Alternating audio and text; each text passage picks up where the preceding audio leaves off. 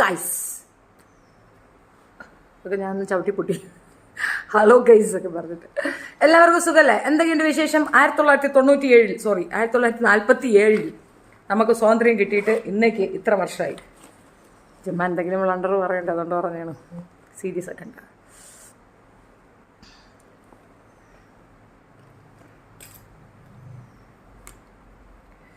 ഇന്നലെ കുറേ കുലംകുശിതമായി ഒരു പെങ്കൊച്ചിനെ എടുത്ത് വെച്ച് ആക്രമിക്കുന്നുണ്ട്. പിന്നെ നമ്മുടെ ഗ്രൂപ്പിൽ നിന്ന് സ്ട്രിക്റ്റ് ആയിട്ട് വിലക്കുണ്ട്.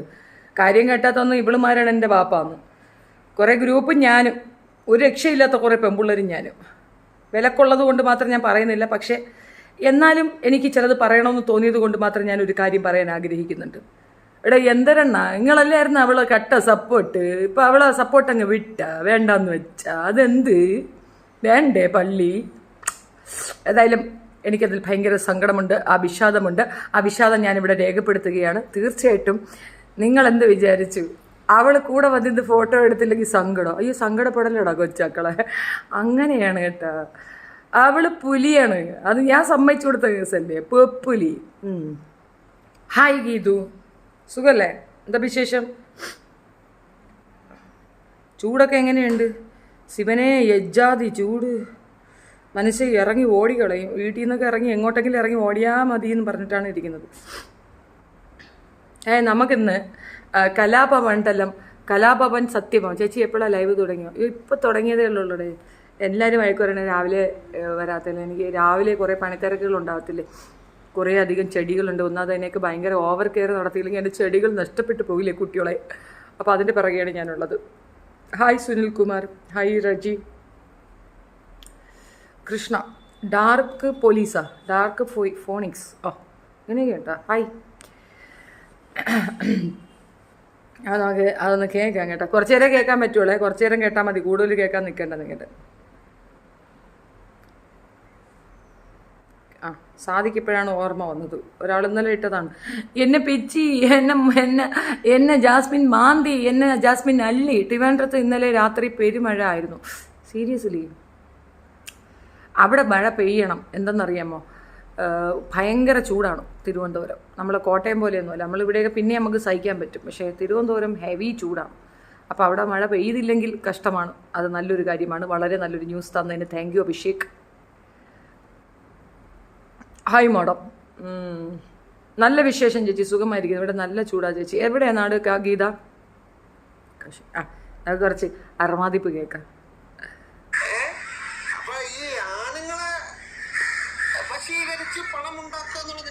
അതാണ് നീ ഇപ്പം ഞാൻ ചോദിക്കട്ടെ, ബംഗാളി നിന്റെ ഒരു കാല് തല്ലി ഒടിച്ചെന്നൊക്കെ ഞാൻ അറിഞ്ഞത്, എനിക്കറിയാം, നന്നായിട്ട് അറിയാം. ഓക്കെ, ബംഗാളി നിന്റെ കാല് തല്ലി ഒടിച്ചു. നിനക്ക് ഒരു കാലല്ലേ പോയുള്ളൂ.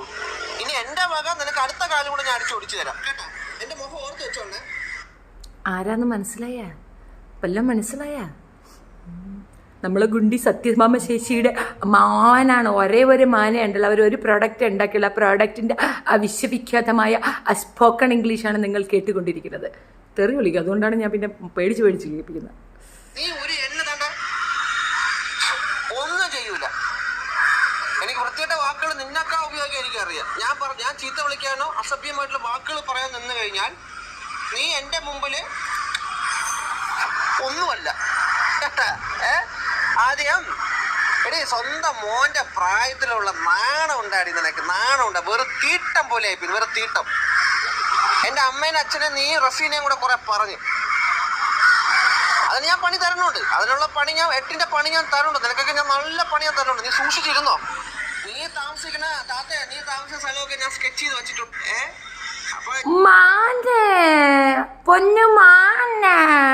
എന്റെ താമസ സ്ഥലമൊക്കെ സെറ്റ് ചെയ്ത, പക്ഷെ സെച്ചിങ് നടന്നത് നിന്റെ താമസ സ്ഥലത്തിലേക്കാണല്ലോ. രാമ ഗേറ്റടാ, രാമ ഇവരെന്തിനകത്ത് വിട്ട രാമ ആരായിരുന്നു? അമ്മച്ചി കിട്ടുള്ള 8ന്റെ പണിയാണടാ നീ.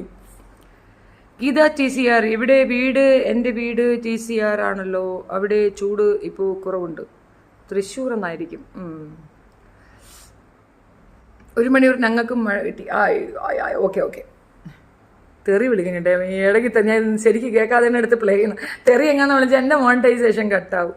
ഈ ആണുങ്ങളെ വശീകരിച്ച് പണം ഉണ്ടാക്കുക എന്നുള്ള നിന്റെ ലക്ഷ്യമാണ്. അതാണ് ബംഗാളി നിന്റെ ഒരു കാല് തല്ലി ഒടിച്ചതൊക്കെ ഞാൻ അറിഞ്ഞത്. എനിക്കറിയാം, നന്നായിട്ട് അറിയാം. ഓക്കെ, ഒരു ബംഗാളി നിന്റെ കാല് തല്ലി ഒടിച്ചു. നിനക്ക് ഒരു കാലല്ലേ പോയുള്ളൂ. ഇനി എൻ്റെ വക നിനക്ക് അടുത്ത കാലം കൂടെ ഞാൻ അടിച്ച് ഒടിച്ചു തരാം കേട്ടാ. എൻ്റെ മുഖം ഓർത്ത് വെച്ചോണ്ടേ. നീ ഒരു എണ്ണ തണ്ട ഒന്നും ചെയ്യൂല. എനിക്ക് പ്രത്യേക വാക്കുകൾ നിന്നൊക്കെ ഉപയോഗിക്കാൻ എനിക്കറിയാം. ഞാൻ ചീത്ത വിളിക്കാനോ അസഭ്യമായിട്ടുള്ള വാക്കുകൾ പറയാൻ നിന്ന് കഴിഞ്ഞാൽ നീ എൻ്റെ മുമ്പിൽ ഒന്നുമല്ല കേട്ടാ. ആദ്യം എടീ സ്വന്തം മോൻ്റെ പ്രായത്തിലുള്ള നാണം ഉണ്ടാടി നിനക്ക്. നാണം ഉണ്ടാ. വെറും തീട്ടം പോലെ ആയിപ്പോയി, വെറും തീട്ടം. എൻ്റെ അമ്മേനെ അച്ഛനെ നീ റഫീനെയും കൂടെ കുറെ പറഞ്ഞു. അതിന് ഞാൻ പണി തരണുണ്ട്. അതിനുള്ള പണി ഞാൻ 8ന്റെ പണി ഞാൻ തരുന്നുണ്ട്. നിനക്കൊക്കെ ഞാൻ നല്ല പണി ഞാൻ തരുന്നുണ്ട്. നീ സൂക്ഷിച്ചിരുന്നോ? നീ താമസിക്കുന്ന സ്ഥലമൊക്കെ ഞാൻ സ്കെച്ച് ചെയ്ത് വെച്ചിട്ടുണ്ട്. സ്വന്തം മോൻ്റെ പ്രായത്തിലുള്ള നാണം ഉണ്ടാടി നിനക്ക്. നാണം ഉണ്ടാ. വെറും തീട്ടം പോലെ ആയിപ്പോയി, വെറും തീട്ടം.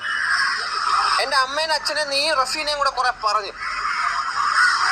അതിന് ഞാൻ പണി തരണുണ്ട്. അതിന്റെ പണി ഞാൻ തരുന്നുണ്ട്. നിനക്കൊക്കെ ഞാൻ നല്ല പണി ഞാൻ തരുന്നുണ്ട്. നീ സൂക്ഷിച്ചിരുന്നോ?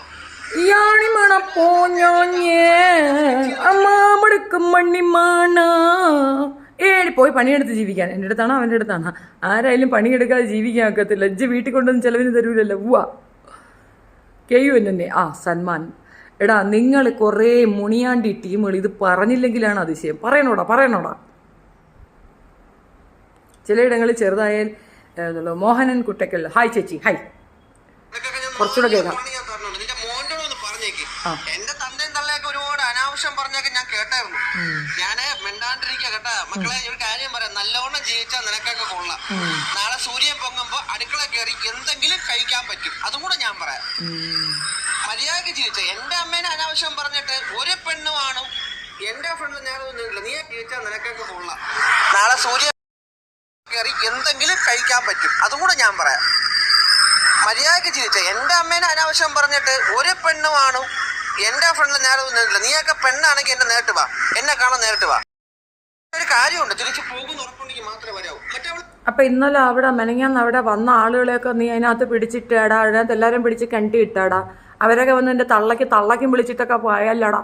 എന്തോ കളയെ നീ അവരെയൊന്നും ഒന്നും ചെയ്യാതെ പറഞ്ഞു വിട്ടത് എന്തിനാ മാന്നെ? എന്താടാ അവരെ എന്തിനു നീ വെറുതെ വിട്ടു? പറയടാ, അതെങ്ങനെ സംഭവിച്ചടാ? അമ്മച്ചിയെ നിർത്തി പൊരിക്കുന്നുണ്ടായിരുന്നല്ലോ. കടകിൽ കയറി ഒളിച്ചിരിക്കും ഷെഫീന മാം. ഒന്നെണീച്ച് പോടാ. ജെൻഡിയുടെ അവൻ്റെ അമ്മയെന്നാ. അയ്യോ ഇതൊന്നും അല്ല ഷെയ്ൻ, ബാക്കിയുണ്ട്. മോൻ്റെ അതിവിപുലമായ സാധനങ്ങൾ കേൾക്കണ്ടേ? ആ ബെയ്റ്റ് 1 by 1 ആയിട്ട് നിങ്ങളെ കേൾപ്പിക്കുന്നതായിരിക്കും. അയാളോട് ചിരിപ്പിക്കാണ്ട് പോകാം. അമ്മയെങ്ങാണം പറഞ്ഞാൽ. അതുകൊണ്ട് ഞാനിതൊരു സൂചന തരാൻ വന്നതാണ്. കാലത്തെ തന്നെ ഞാൻ താരയെ വിളിച്ച് ഞാൻ പറഞ്ഞിട്ട്, താരെ ഒരുപാട് അവരെ ഒന്നും പറയാൻ പോകണ്ട. അവർ മാനനഷ്ടത്തിന് കേസ് കൊടുക്കും. അവർക്ക് ഒരു ലോഡ് മാനമുണ്ട്, ഒരു ലോറി നിറച്ച് മാനമാണ്. ആ മാനങ്ങാണം നഷ്ടപ്പെട്ടവരെ താങ്ങിന്ന് വരത്തില്ല. അവരതിനെതിരെ കേസ് കൊടുത്താൽ തൂങ്ങിയ വഴി ഉണ്ടാവത്തില്ല. അതോർത്തോ ചേച്ചി. ബ്ലാസ്റ്റ് മോഹനൻ ഫാൻസിനെ കുറിച്ച് വല്ലതും പറയാമോ? ഇപ്പോൾ വയ്യ, ഇപ്പോൾ ഇതാണ് സബ്ജക്റ്റ്, ഇതിൽ പറയാം. ചേച്ചി ഒരു ഹായ് പറയുമോ? Thomas you hi. ലൈവ് കാണുന്നവർ ലൈക്ക് പ്ലീസ്. കാത്തുമോള് വന്നല്ലേ. മോളെ കാത്തു സുഖാണടി. റഫീന പറഞ്ഞല്ലോ, ഞാൻ അവളെ പേരെടുത്ത് തന്നെ പറയും. റഫീന. നീ പറഞ്ഞില്ല ഞാൻ ട്രാൻസ്ജെൻഡർ ആണെന്ന്. ട്രാൻസ്ജെൻഡറിന് നിന്നെ കണ്ട് മക്കളെ നീ അതൊന്നും അടുത്ത് ടെൻഷൻ അടിക്കണ്ട. അവർക്ക് അങ്ങനെയാണ്. അതൊരു ബാബോയ കോടാലിയാണ്. വായി തോന്നുന്ന കോതയ്ക്ക് പാട്ടെന്ന് പറഞ്ഞാൽ എന്തെങ്കിലുമൊക്കെ ഇരുന്ന് പറയും. ട്രാൻസ്ജെൻഡർക്ക് എന്തൊരു കുഴപ്പമാടാ. അവരെ അപമാനിക്കില്ലേടാ. അവരെ വകയൊന്നും പറയാൻ കൊള്ളത്തില്ലടാ നീ. ഇവനാണോ ലബൻ? തൊല്ലും ബലമില്ല അമ്മയുടെ ചിലവ് ജീവിക്കും. ലബൻ തന്നെ, അവൻ തന്നെ, അവനേ താൻ.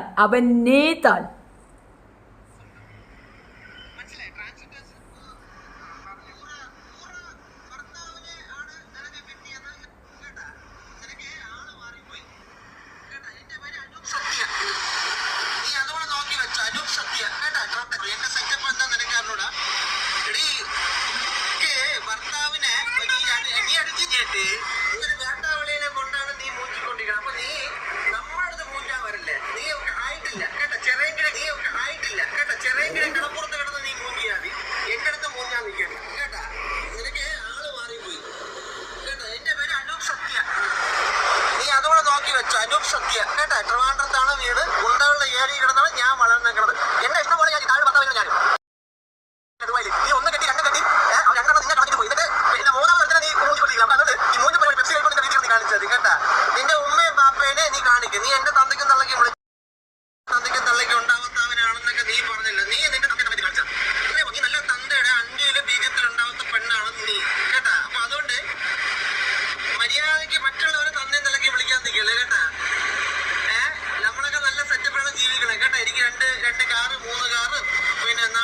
മൂന്നര വീടൊക്കെ 2-3 ഉണ്ട് കേട്ടാ മക്കളെ. നീ ഒരുപാട് മൂഞ്ചാൻ നിൽക്കല്ലേ, നിനക്ക് ആള് തെറ്റിപ്പോയി കേട്ടാ. നിന്റെ ഭർത്താവിന് വില കാശ് കിട്ടുമ്പോ നിന്നെ ഒക്കെ വരുമ്പോ ഞാൻ ഓക്കെ. ഹലോ, പിന്നെ നമ്മളെ ഒരു അതിശുണ്ടായിരുന്നേ.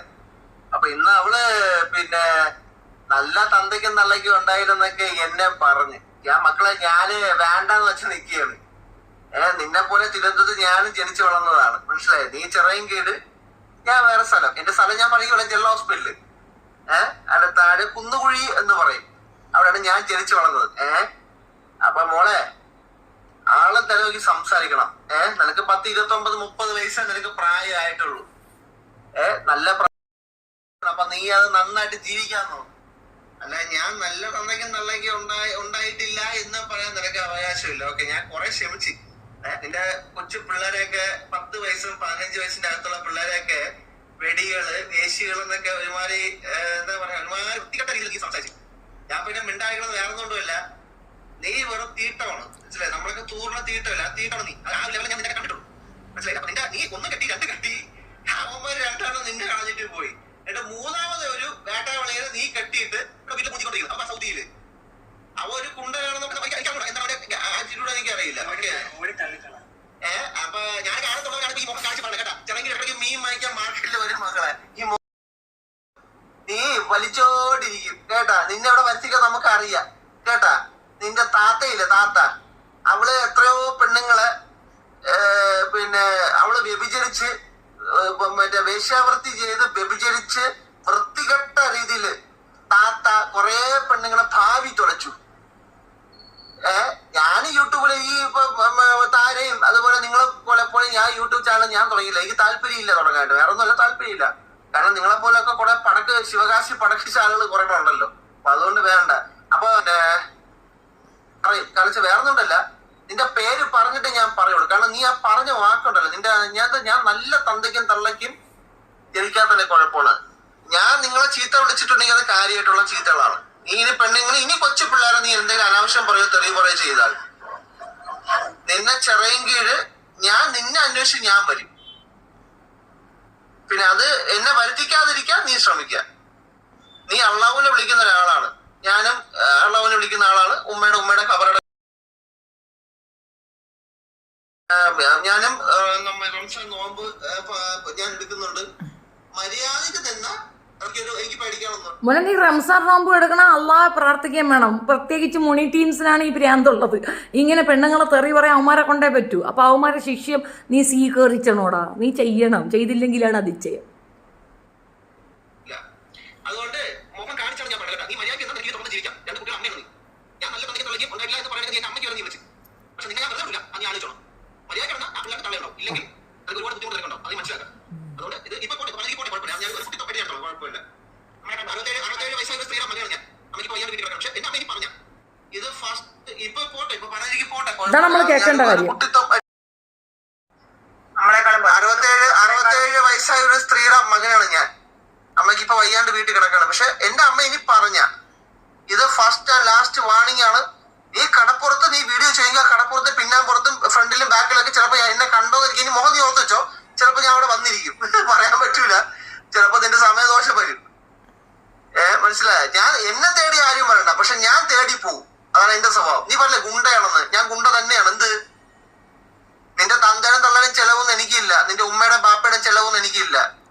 ഞാൻ ഗുണ്ടയാണെങ്കിൽ ഞാൻ ഗുണ്ടയാണ്. ഞാൻ ശിവസേനയുടെ പക്ക ഗുണ്ടയാണ് ഞാൻ. എന്ത് നിനക്ക് ചിരക്കാവണ്ട, നീ ചിരക്കാൻ നീ പെണ്ണാണെങ്കിൽ നീ എന്നെ അന്വേഷിച്ച് പിടിച്ചു. നീ വലിയ യൂട്യൂബർ അല്ലേ, വലിച്ചോണ്ടിരിക്കുക നീ കേട്ടാ. നിന്റെ 3ാമത്തെ ഭർത്താവില്ലേ, ആ കുണ്ടനെ വെച്ചോണ്ട് നീ ഉണ്ടാക്കിയതാണ് നീ കേട്ടാ. ആ കുണ്ടനില്ലേ, കുണ്ടൻ, നിന്റെ ഭർത്താവ് കുണ്ടൻ, 3ാമത്തെ കുണ്ടൻ, അവനെ വെച്ച് നീ ഉണ്ടാക്കിയാ മതി. നീ എന്നെ ഉണ്ടാക്കാൻ വരണ്ട കേട്ടാ. എനിക്ക് ഉണ്ടാക്കുന്ന ഒരു പെണ്ണോട് കൂടെ ഉണ്ട്, ഞാൻ അവളെ ഞാൻ ഉണ്ടാക്കിക്കോളാം കേട്ടാ. നിന്റെ സൗദിയുടെ കുണ്ടനെ നീ ഉണ്ടാക്കിയാ മതി, കാലി കവിച്ച് വെച്ച് നീ ഉണ്ടാക്കിയാ. നീ എന്നിട്ട് ഉണ്ടാക്കാൻ നീ വരണ്ട കേട്ടാ. എനിക്ക് അറിയാം ഉണ്ടാക്കാൻ. മൂക്കിന്റെ താഴെ മീശയും താടിയും മീശയും കൂടെയൊന്നും വേണമെന്നില്ല. നല്ല ആമ്പിളർ നീ കണ്ടിട്ടില്ല കേട്ടോ, അതുകൊണ്ടാണ് കുഴപ്പം. മോൻ്റെ മമ്മിയും നല്ല ആമ്പിള്ളേരെ കണ്ടിട്ടില്ലെന്ന് എനിക്ക് മനസ്സിലായി. മീശയും താടിയും ഇല്ല എങ്കിൽ ആണാണെന്ന് മോൻ്റെ മമ്മി സമ്മതിക്കുമോ എന്നുള്ളതാണ് എൻ്റെ ഒരു സംശയം.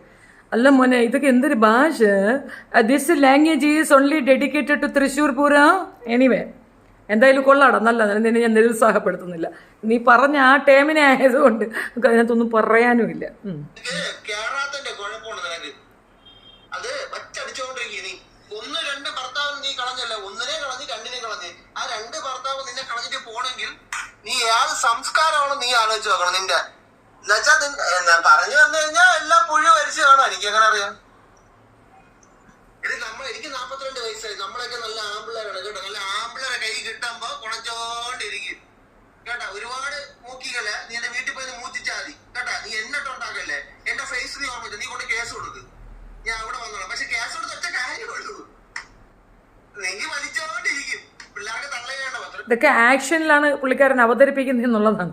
ഇതൊക്കെ അമ്മച്ചി പഠിപ്പിച്ചു കൊടുത്ത മോഹിനിയാട്ടമാണ്. മോഹിനിയാട്ടം പരമ്പരയാണ് ഈ ആക്ഷനൊക്കെ. മനസ്സിലായില്ലേ? ആ കടകം, മറുകടകം, മത്തര കടകം, മോതിര കടകം, കടകട കടകട കടകട കട, കൈവിൻ്റെ ആ ആംഗ്യങ്ങളെല്ലാം അമ്മയുടെ വലിയ ഡെഡിക്കേഷനാണ്. എൻ്റെ പൊന്നു കൂട്ടുകാരെ, നിങ്ങൾ ദയവ് ചെയ്ത് ആ പ്രാന്തിത്തള്ളയുടെ പുറകെ പോവല്ലേ. ആ പ്രാന്തിത്തള്ളയുടെ മകനാണിത്. ആ തള്ള വളർത്തിയതിൻ്റെ ക്വാളിറ്റിയാണ് ഈ മകൻ ഇരുന്ന് കാണിക്കുന്ന ഈ സർവ്വ സാധനങ്ങളും. അവൻ പറഞ്ഞ ഒരു കാര്യത്തിൽ ഒരു മറുപടി കൊടുക്കണമെന്ന് തോന്നിയത് കൊണ്ട് മാത്രമേ ഈ സാധനം ഞാൻ എടുക്കുന്നു.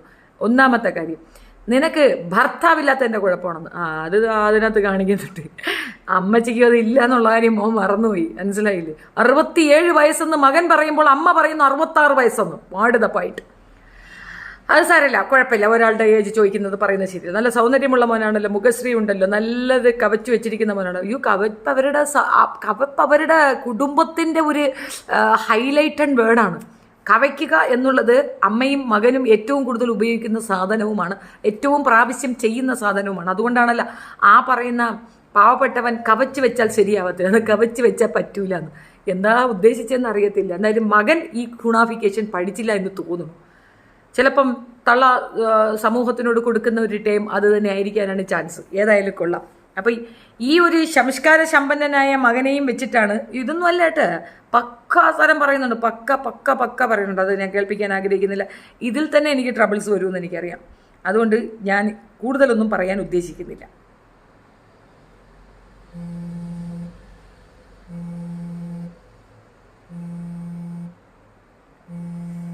ഇരുപത്തിയൊന്നാം തീയതി ഇട്ട്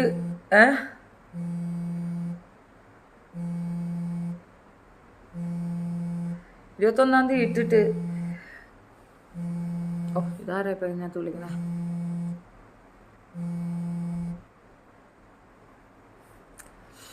നല്ല രീതിയിൽ കാണിക്കണം, നല്ല വെളുത്തിരിക്കണം, നല്ല രീതിയിൽ പുളത്തി വെച്ചുകൊണ്ട് നിൽക്കണം.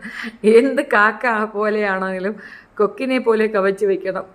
രച്ചീനയ്ക്കത് കേൾക്കണം, അല്ല അത് അവക്കത് കേൾക്കണം. എന്നാലും ഇതാണോ വെളുത്ത ഭാമയുടെ മോൻ? രാമൻ. എല്ലാവരും ഇന്നലെ ഏതോ ഒരാൾ ഇതിനെടുത്ത് വെച്ച് കളിയാക്കുന്നുണ്ടായിരുന്നു. അപ്പം ആ വേലക്കാരനായിട്ടാണ് അതിനകത്ത് കളിക്കുന്നത്. പക്ഷെ വേലക്കാരനല്ല കേട്ടോ, വീട്ടിലെ മകനാണ്. ആ മോനെ കൊണ്ട് വേറെ കെട്ടിക്കത്തില്ല തള്ള. ഇതാണ് വെളുത്ത ഭാമയുടെ മോൻ, ചത്ത ഭാമയുടെ മകൻ, വൈറൽ സൗന്ദര്യ ദേവത. മോനെ കാണിക്കത്തില്ല, മോനെ കൊണ്ട് കെട്ടിക്കത്തില്ല. 2 കല്യാണം കഴിച്ചു മോൻ, 2 കല്യാണം വേണ്ടാന്ന് വെച്ചു.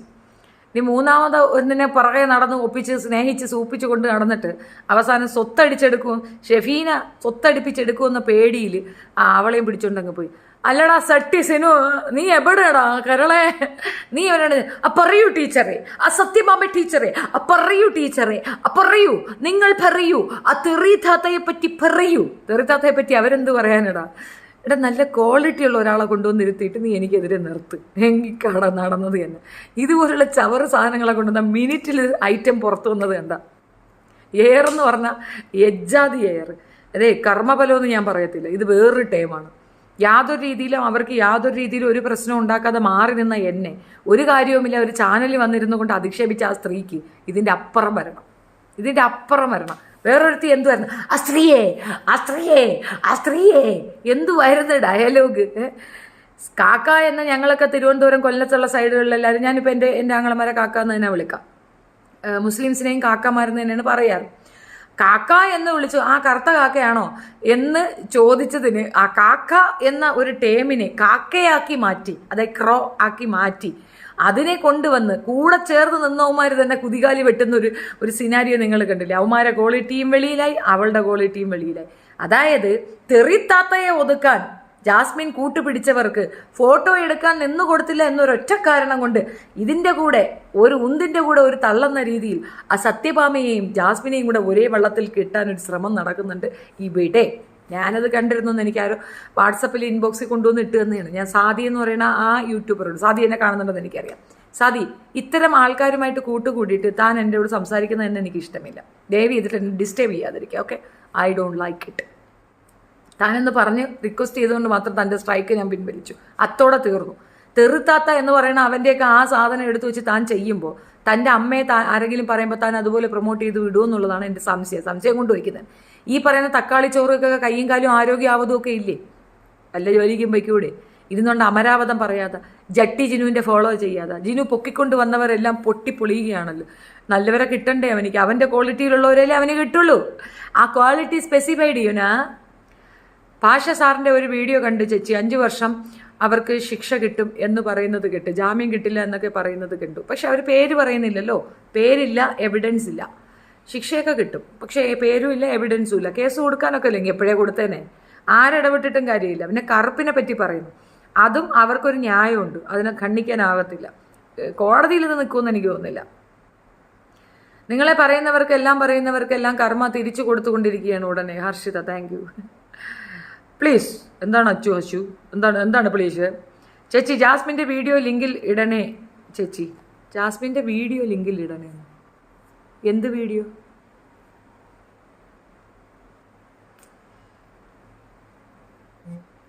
ജാസ്മിൻ്റെ എന്ത് വീഡിയോ ഇടണമെന്നാണ് നിങ്ങൾ പറയണത് ചേച്ചി? ജാസ്മിൻ്റെ വീഡിയോ ലിങ്കിൽ ഇടണേ പ്ലീസ്.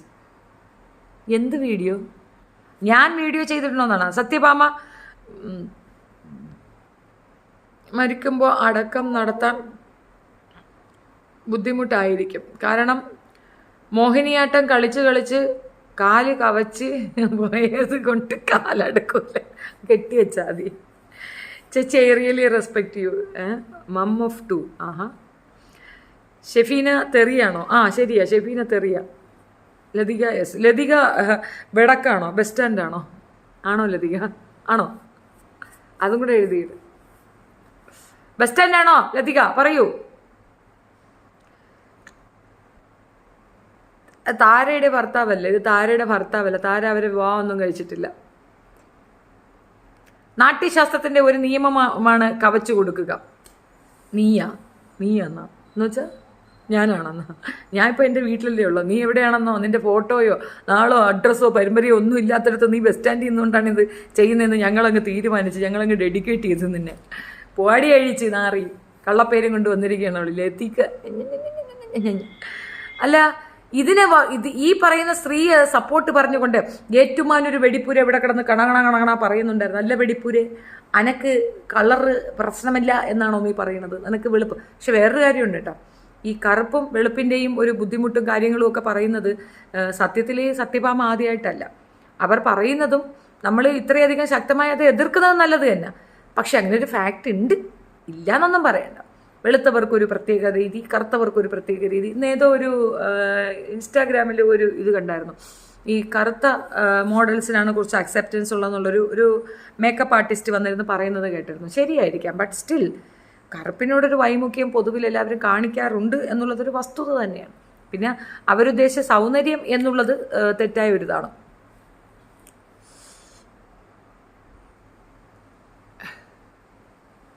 നാട്യശാസ്ത്രത്തിലെ ഒരു നിയമമാണ് കവച്ചു കൊടുക്കുക. നീ അതിൽ നിന്ന് വിടത്തില്ലേടേ, അതിൽ നിന്ന് വിട്ടുമാറി വരൂലേടേ. ഓപ്പി, എൻ്റെ അമ്മച്ചിയോട് പറയടാ. അയ്യോ എൻ്റെ പൊന്നോ. ഹായ് ചേച്ചി. ഹർഷിത, അതിൻ്റെ ഒന്നും മറുപടി പറയാൻ കൊടുക്കണ്ട. അതിൻ്റെ റൂട്ട് ഏതാണെന്ന് അറിയാമോ? നമ്മുടെ മോണിറ്റൈസേഷൻ കട്ടാവുക. നമ്മൾ തിരിച്ചെന്തായാലും പറയും. തിരിച്ച് പറയുമ്പോഴത്തേക്ക് ഉടനെ കണ്ടോ തറി വിളയിച്ച. അതുകൊണ്ടാണ് ഞാൻ ഇതിനകത്ത് ഇത് തന്നെ ഇവിടെ ഇട്ടിരിക്കുന്നത്. ഈ എന്താ പറയണേ, കമൻസ് ഇതിനകത്ത് ആഡ് ചെയ്തിട്ട് ഇത് അപ്ലോഡ് ചെയ്യുന്നതിൻ്റെ റീസൺ നമ്മൾ വെറുതെ വിളിച്ചതായിട്ട് വരരുതല്ലോ, കമൻസും കൂടെ കാണണമെന്നുള്ളതുകൊണ്ട് കമൻറ്റ് ഉൾപ്പെടെ ഞാൻ അപ്ലോഡ് ചെയ്യുന്നത്. അതൊരു ബ്ലെസ്സിങ് ആയിട്ടാണ് എനിക്ക് തോന്നിയത്. എനിക്ക് തോന്നുന്നത് വൈറലാവാൻ അസത്യഭാമ ജെട്ടി ഉപദേശിച്ചു കൊടുത്ത ബുദ്ധിയാണെന്നാണ്. സത്യമായിരിക്കും കേട്ടോ.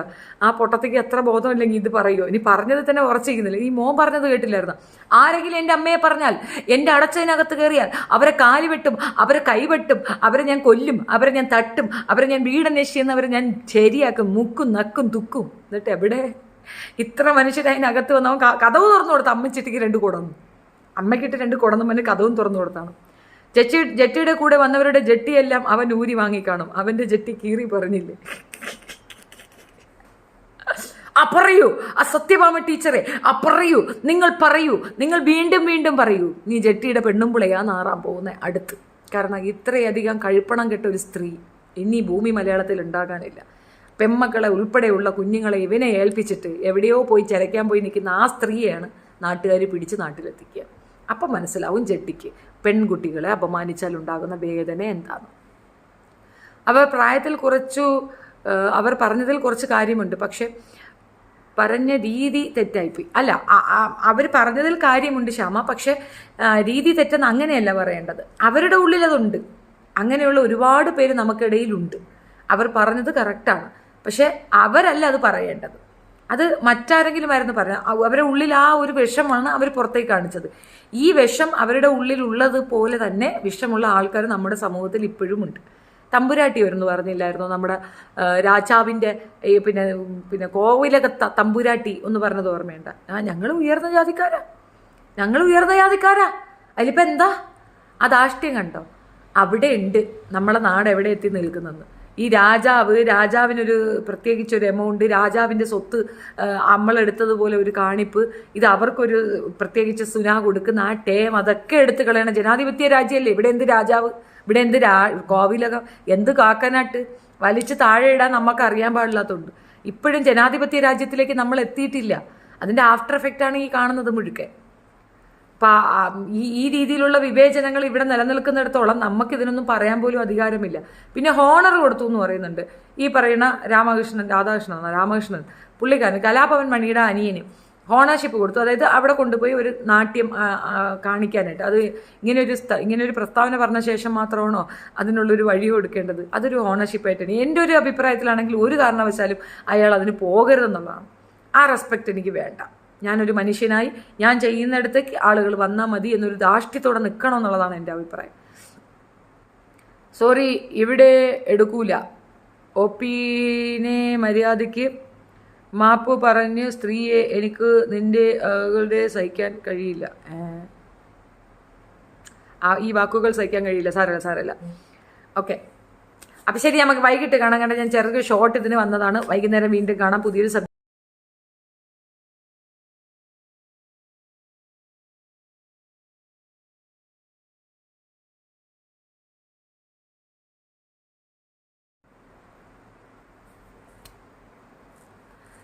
ഈ വീഡിയോ എടുത്തു വെച്ച് ചെയ്യുന്നവരോടെല്ലാം എനിക്ക് പറയാനുള്ള ഒരൊറ്റ ഇതേ ഉള്ളൂ. ഇതൊക്കെ എടുത്തു വെച്ച് ചെയ്യുമ്പം അസത്യഭാമിയെന്നോ അല്ലെങ്കിൽ വേറെ എന്തെങ്കിലും കൊണാഫിക്കേഷനെന്നോ പറയുന്നതായിരിക്കും വൃത്തി. ആ തള്ള എല്ലാവരെയും തൂത്തുപറക്കി കേസ് കൊടുത്ത് എല്ലാവരെയും പിടിച്ച് ജയിലിലാക്കുമെന്നാണ് പറയുന്നത്. എല്ലാവരും സൂക്ഷിച്ചോളി, ഞാൻ പറയാനുള്ളത് പറഞ്ഞു. ഏതായാലും അസത്യഭാമയുടെ ചരിത്രവും കുടുംബ ചരിത്രവും കുടുംബ പശ്ചാത്തലവും ആ ഒരു രീതിയും ഒക്കെ കണ്ടില്ലേ. മകൻ്റെ ഒപ്പം താമസിച്ചിരുന്ന പെണ്ണുപിള്ളയുടെ കഴുത്തിൽ മാല വലിച്ച് പൊടിച്ചിട്ട് താലി പറിച്ച് പൊടിച്ചിട്ട് ഇറങ്ങടി വെളിയിൽ എന്ന് പറഞ്ഞ് ഒരു കേസ് ഉണ്ടെന്ന് പറയുന്ന ആ പെൺകുട്ടിക്ക് എത്രത്തോളം ജെന്യൂനിറ്റി ഉണ്ടെന്ന് ഇതിന് മനസ്സിലാകുന്നില്ലേ. സോ അവരുടെ ഫാമിലി ബാക്ക്ഗ്രൗണ്ട് അത് തന്നെയാണ്. ഇനി തിരുവനന്തപുരം ഈ ചെക്കൻ പറയുന്നത് അവിടെ ഹോസ്പിറ്റലിൽ വന്ന് പ്രസവിച്ചാൽ തിരുവനന്തപുരത്തുകാരനാവത്തില്ല, ഇവർ തൃശ്ശൂർക്കാരാണ്. ദയവ് ചെയ്ത് തിരുവനന്തപുരത്തിൻ്റെ മുഖം ചീത്തയൊക്കെ ഇങ്ങനെ കുറേ എണ്ണം അവിടെ വന്ന് താമസിക്കുന്നുണ്ട്. ഞങ്ങൾ തിരുവനന്തപുരത്തുകാർക്ക് അപമാനമായിട്ട് കുറേ എണ്ണം അവിടെ ഉണ്ട് എന്നുള്ളത് വസ്തുതയാണ്. ഇറങ്ങി ഒന്ന് പോയി തരാമോ ശല്യങ്ങളേ എന്നേ അതിന് അഭിപ്രായമുള്ളൂ. ഏതായാലും സത്യഭാമ ടീച്ചറിനെ പറ്റി പറയുന്നവർ നല്ല സൂക്ഷിച്ച് പറയുക. തെളിവില്ലാതെ ഒന്നുമില്ലാതെ നമുക്ക് അവരെ ഒന്നും പറയാനൊക്കത്തില്ല. കൃത്യമായി എവിഡൻസ് വേണമെന്നുള്ളവർ എൻ്റെ വാട്സപ്പ് നമ്പറിൽ ബന്ധപ്പെട്ട ഈ സാധനം ഞാൻ തരുന്നതായിരിക്കും. മകൻ്റെ ഒരു കലാപരിപാടി ദുനിയാവിനെ അറിയട്ടെ എന്നുള്ളതാണ് എൻ്റെ ഒരു ഭാഗം. അപ്പോൾ എൻ്റെ നമ്പറാണ് 7025584843. ഓക്കെ, അപ്പം വൈകുന്നേരം കാണാം വീണ്ടും.